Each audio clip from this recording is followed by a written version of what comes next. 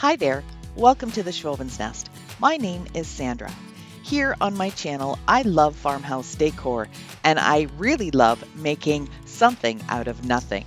My favorite thing to do is take a thrift store find and flip it into beautiful home decor, along with some seasonal decor too. If that sounds like fun to you, I would love it if you could stick around and keep watching. Let's get crafting.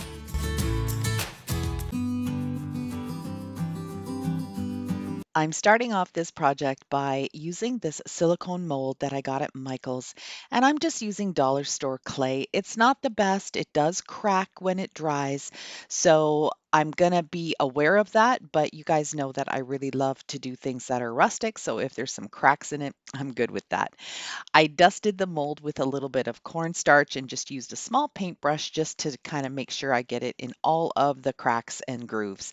And now I'm just going to go ahead and add the clay into it, making sure that I can rub off any of the excess so I don't have a lot of trimming to do later. Now, it's easier if you could get one piece of clay into the whole thing rather than joining a bunch of different pieces together, but this clay was really hard to work, and with my hands being not that great lately, I had a little bit of a difficult time. So I had to do it in steps.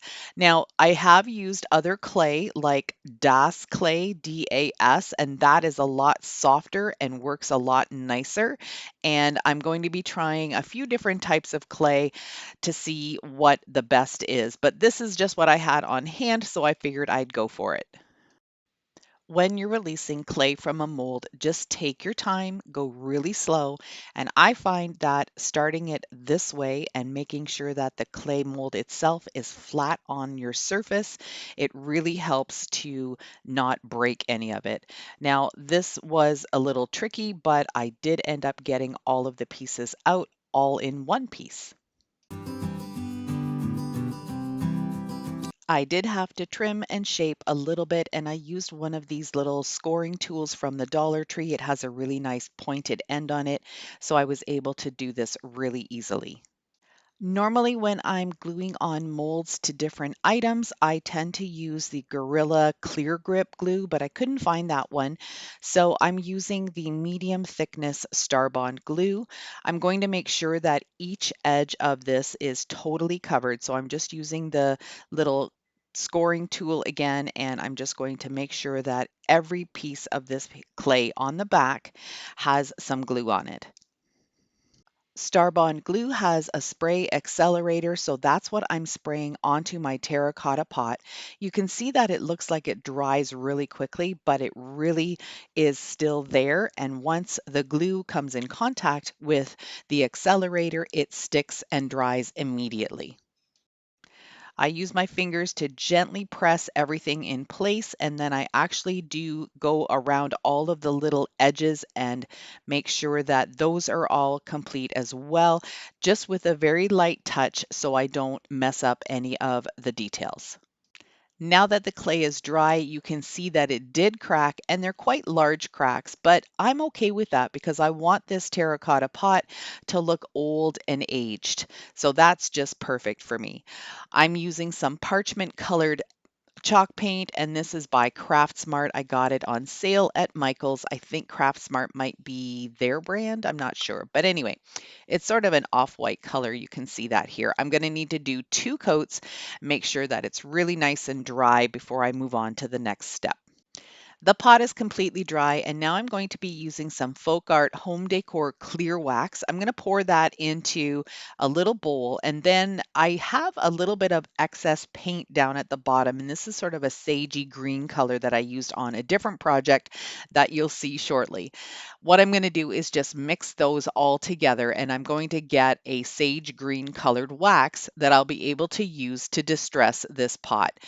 So I'm just going to mix it up, and you're going to see the color change. And that's what I really like about the clear wax, is that you can make any color wax you want just by using a clear wax.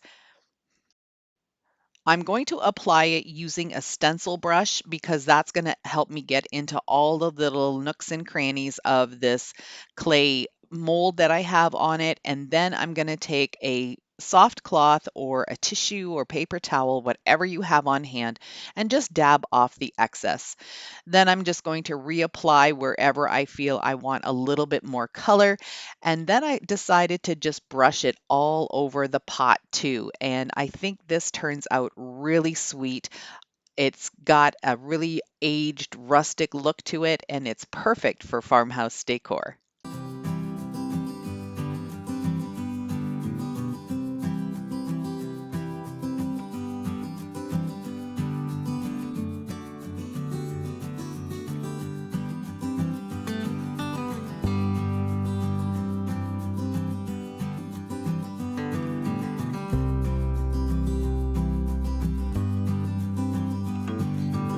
When I am thrifting, I'm always on the lookout for wood canisters, and I did find one with a nice wooden lid. It looks a little bit homemade, so I'm just going to fix it up a little bit. What I'm doing is just sanding down some of the kind of bumpy edges that are there, and I'm also going to sand it a little bit more on the top just to get some of that gloss finish off. Here's what the canister looks like. I love that it has these groove designs on the front of it, and I'm using some Fusion mineral paint in the color Picket Fence, and I'm going to give this a couple of coats, making sure I get into all of those grooves. I want everything to be white on this thing. I'm actually even going to paint the inside of it. It's going to need 2 coats. While the canister is drying, I'm going to use some antique wax to darken up the lid. I want this to have more of a deeper color. It was kind of on the gold side, so I'm just going to apply a generous amount of the antiquing wax, let it sit for a minute or two, and then just wipe off the excess. Here comes the fun part, embellishing that little square on the front of the canister. And I'm going to be using some of these stamps that I got off of Amazon. If I can find them, I will link them down in my description box. But there is some cute little mason jars with different florals and things in them. So I'm just going to see which one will fit nicely in the center of the square. Before I put a floral on, I'm going to use this little script stamp and I'm going to fill in that square. I'm using black Stays On ink, but you could definitely use any type of ink that is suitable for these clear stamps. I'm going to start in the corner, lay it down, hold it firmly, and then just press to make sure that everything is stuck down very nicely.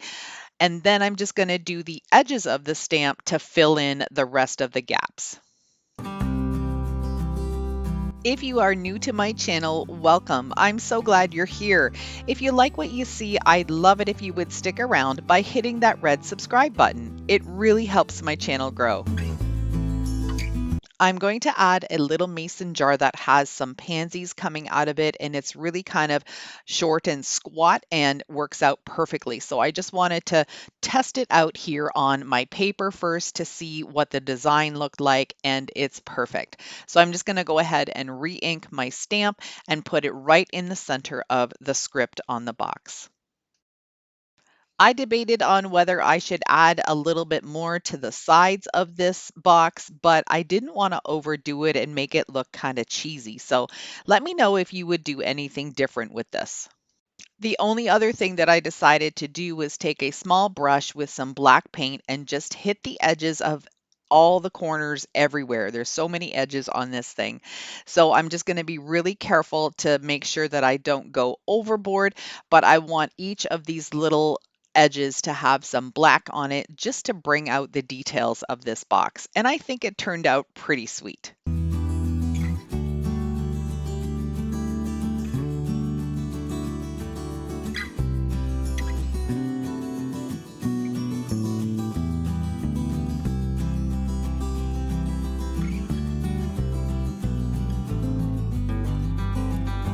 I found this really tall green canister for $1.99 at a thrift store, and it's originally from IKEA.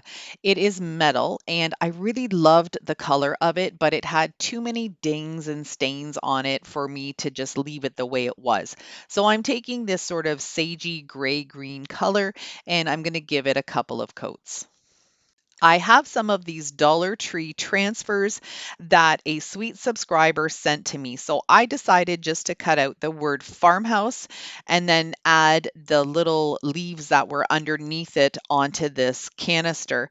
And I think just leaving it plain and not doing too many embellishments made it look fantastic. I really love using rub-on transfers. They're so easy and simple to put all sorts of designs on your projects. So if you have the opportunity to grab some from the Dollar Tree when they're out, I would highly suggest to do so. My Dollar Trees don't have these very often, so I was very grateful.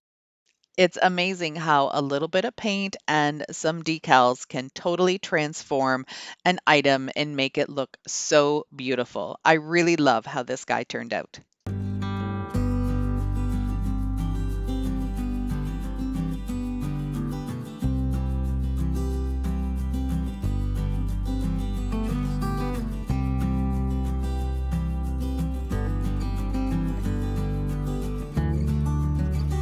Check out this little duck planter. He is just adorable.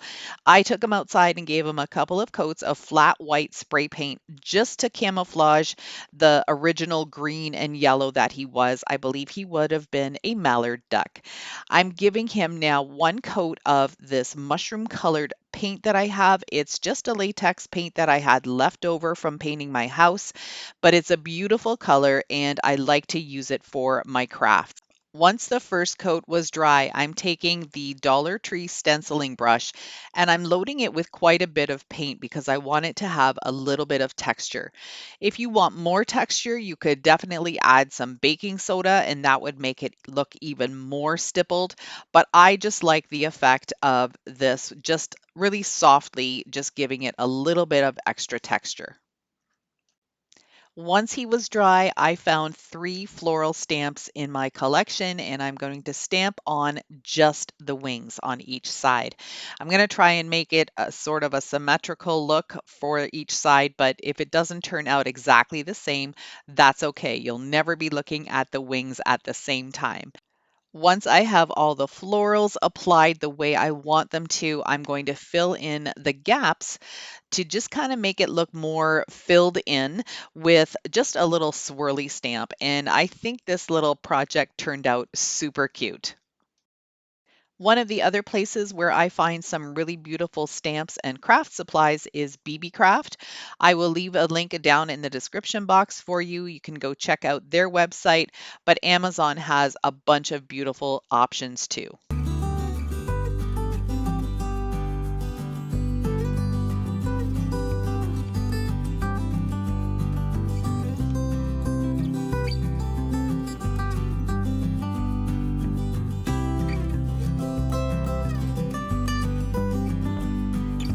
When I'm at the thrift store, I am always on the lookout for things that are white. This white teapot has seen better days. It doesn't have any chips on it except for the lid, but you don't see it when it's closed up. You could definitely clean it up and use it as a real teapot, but I have decided to just create some decor with it. I used my clay again and a little mold that I found at Michael's again. And I think this might have even been in the fondant molds where you have all the cake decorating and stuff like that. So make sure you check out all the areas of your craft stores. You never know what you're going to find. I did a whole bunch of different styles of leaves, and now I'm just going to arrange them on one side of the teapot and then let them dry. I like a matte finish on most of my projects, so I took it outside and gave it a couple of coats of white spray paint. Now that it's dry, I'm using this fine little rustic brush and I'm just dry brushing with some of that sage green color on top of the leaves. I wanted this to just have a little subtle color to it, nothing too bright. I think this would look gorgeous sitting on a kitchen shelf, maybe with the lid off of it and some floral coming out of it, or even just using it as a utensil caddy. This is so pretty. I really love this one.